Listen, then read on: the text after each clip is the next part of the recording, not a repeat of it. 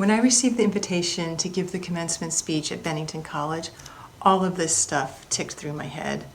I was going back to a place that I loved, a place that was full of memories, and a place that shaped so much of the way I am right now. And I wasn't going back as a tourist. I was going back to meet and to celebrate with the class of 2020. And I was like, hell yes, I am doing this. It is an incredible honor.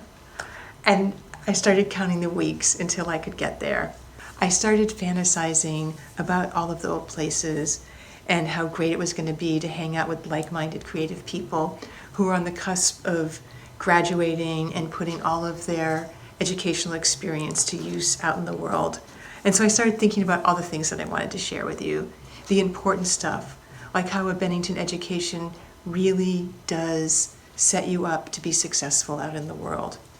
And then kind of the funny things, like stories about the infamous and incredibly inappropriate yearly student event called the Dress to Get Laid Party. And believe it or not, in the 80s, we didn't think that was such a bad idea. And then I wanted to share with you about how naive I was about future technology. In 1982, when I was a freshman, I think there was like one computer class being offered. And I thought, why would I take that class? Computers? Those are never really going to catch on. So all to say that I was incredibly thrilled, and I started counting the weeks until I was going to get to campus. And then COVID-19 hit. And like a lot of people, I simply didn't understand how serious it was. I thought, I'll be home for a couple weeks, and then everything is going to go back to normal. But as we all now know, that's not what happened. As the virus spread and people got sick and many people started dying, we all saw our world just shrink. And it seemed like there was only one conversation going on, and it was all about the worldwide pandemic. Everything else in our lives, our expectations, our dreams, our work, our community, all of that was pushed to the side. And people started filling their personal grievance buckets with fear, disappointment, anger, sadness, and loss. And of course, there was good reason for that. Everything we knew about life and how we function in the world was taken away from us just like that. Overnight, our world completely changed. And I wanted so much for this day to be a time of celebration, for you all to revel in everything that you've accomplished, the memories that you've made, the knowledge you gained about your chosen field, the things that you've learned about yourself, the friendships that you made with teachers and fellow students, all the late nights you had studying, the fears that you wouldn't be able to finish, all the sunrises that you saw because you were up doing God knows what. And with my words, I really wanted to honor the life you made as a college student. And not just any college student, a Bennington College student. The beauty, the pain, the wonder, the hard work, the exquisiteness of it all. Bennington is a special place, and right now, all of that might feel a little vague, a bit thin, but I'm here to remind you that if you aren't feeling celebratory, if this occasion you so looked forward to is feeling less than, I implore you to try to think about it in a different way. And if you can't do that right now, I promise you that in the future, you will look back at how extraordinary your college education was, and you will be grateful for what Bennington gave you, and you will be equally proud of what you gave Bennington. Okay, let's move on to the celebration part. And as we do that, I want all of us to take a beat and imagine that we're on campus. We're standing out in front of Commons, and we all collectively turn and look to the end of the world. And it's one of those perfect Vermont spring evenings. There's kind of a light breeze, and everything is green, super green, almost like it's vibrating. And even though it's early in the season, all those fireflies are out moving around in front of Commons. It's like they know that something special is about to happen, and they want to join in too. And as we look around, everyone is there. The graduating class of 2020, family, friends, teachers, administrators, the people who work on campus to keep it going, and I'm there too. It's this incredible group of people, all brought there for one purpose, to celebrate and bear witness to the community of Bennington. Bennington is what it is because of the community it fosters, and that community includes all of the people that we just saw in our mind's eye gathering out in front of Commons. The professors, the administrators, the people who work on campus, the land itself that Bennington stands on, and you. You are an integral part of that, and without you, it cannot be. It cannot grow and continue to be the place that we love. Being a Bennington graduate means something. It means that you are a creative problem solver, you're deeply engaged in the work that you care about, you don't care to follow the status quo, and you value conversation. And because you've spent the last years as part of this very intimate community, you understand the effects of your actions on those around you. And all of this signals that you understand the importance and transformative possibility of collaboration. We all got to Bennington in different ways, but I suspect my story will resonate with some of you. I was pretty unhappy in high school. I just didn't fit in. I was bored, depressed, people were unkind, and there was such a premium put on fitting in and being like everybody else. But in my heart, I knew it didn't have to be that way.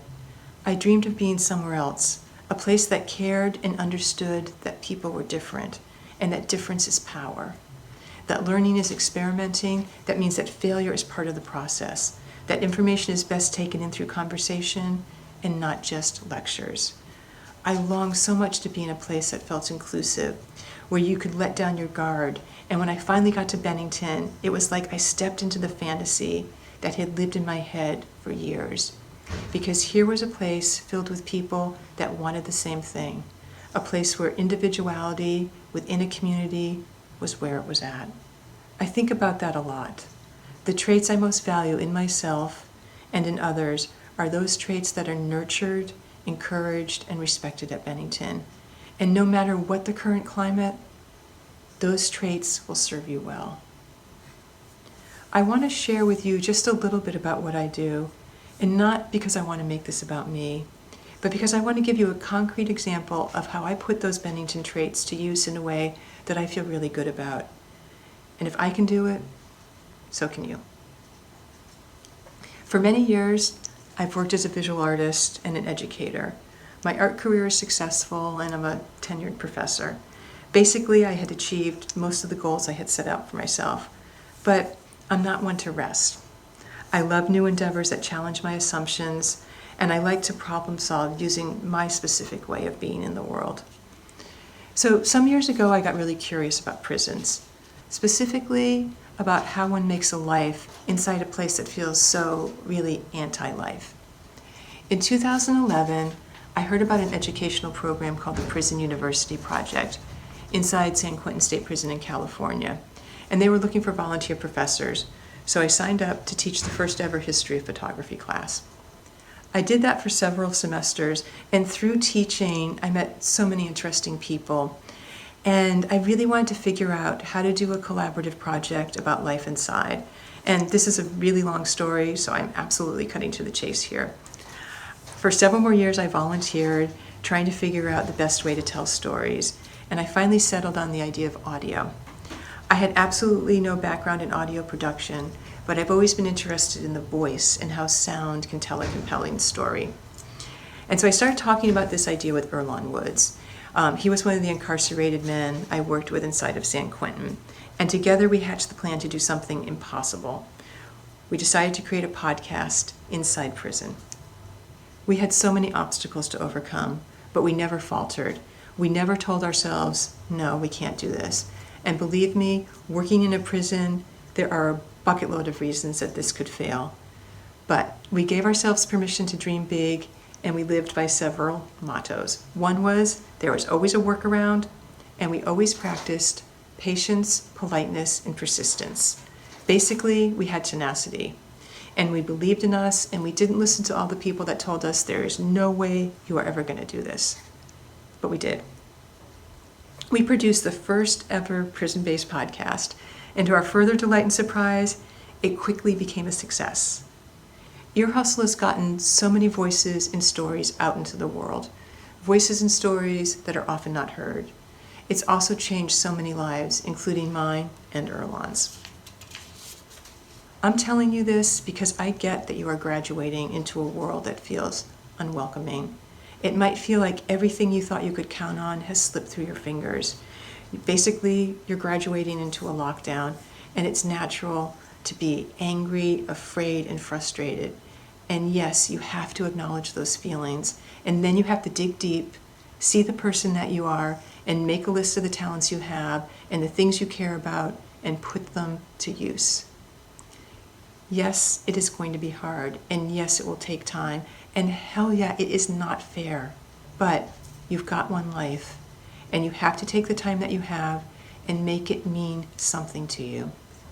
I wish I could spend a bit of time with each of you, look you in the eye, and let you know it's going to be okay and that I believe in you. But unfortunately, because of our present situation, I can't do that. So I want to leave you with just a few more thoughts. Bennington has prepared you for this, just like it prepared me, just like it prepared classes before me, and just like it will prepare classes after you. Because the success of a Bennington education isn't just about one class. Again, it's about a community, and that community goes back to 1932, and it will continue on into the future. You are a Bennington graduate, and nothing can ever take that away from you. It's something to be exceedingly proud of. And believe it or not, this time of isolation is also preparing you, because it's requiring you to find your tenacity. I know it isn't easy, but I also know you can do it. In times like this, we have to look for inspiration outside of ourselves, and sometimes that inspiration comes from unlikely places. I want to end by playing a small clip that continues to inspire me and pushes me when things seem too dark. It's from an Ear Hustle story we did about life on death row, which is really the ultimate form of sheltering in place. The audio you're going to hear is Steve Champion. He's been on the row for about 28 years now. And we couldn't get permission to speak to him in person, and so we had to figure out a workaround. So what you're going to hear is Earlonne and I are in the media lab in San Quentin on speakerphone, and Lieutenant Robinson is supervising the call. Steve Champion is in a sergeant's office on death row, handcuffed to a chair. So please, let's take a listen. As long as you are alive, there is hope. When you are dead, that struggle is over. You can't look in terms of the future because the future is not yet here. So what do you have left? You have right now. And so that is what you have to live at, right here, right now. That's eternity. So let's agree to remember the words of Steve Champion, and together go out into the world and find our eternity in the present moment. I send my heartfelt congratulations to all of you. I'm incredibly proud to be part of your community, and I dearly hope to meet you all someday, somewhere. Take care.